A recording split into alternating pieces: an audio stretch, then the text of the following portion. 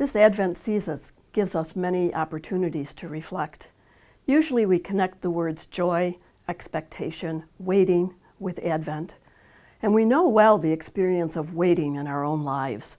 How many times we are waiting at a stoplight, or waiting for a package to arrive, or just waiting. And usually there's an element of frustration attached to that waiting.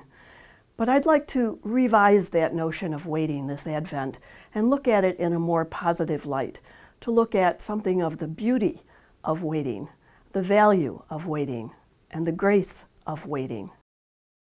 Somewhere in her writings, Dorothy Day says that a pregnant woman is a happy and joyful person because she lives in a garment of silence, as if she were listening to the stirring of life within. That's a wonderful phrase, listening to the stirring of life within. And for me, it captures the paradox of Advent, the not yet and the what is already. And how many times Jesus said that to us when he talked to his apostles and the disciples and the followers, that the kingdom of God is within. The reign of God is already here.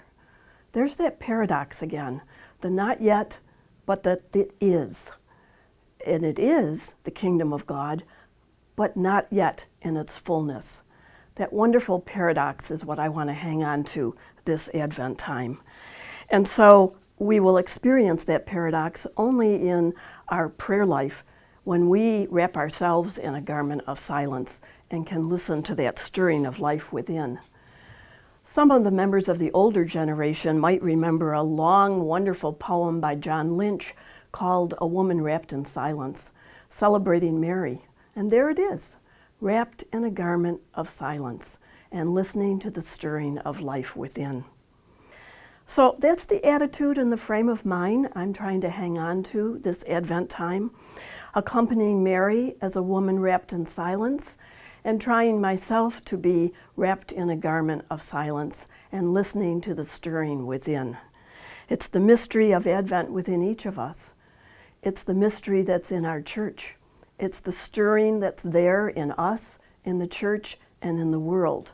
And we need to respond to it with a sense of mystery.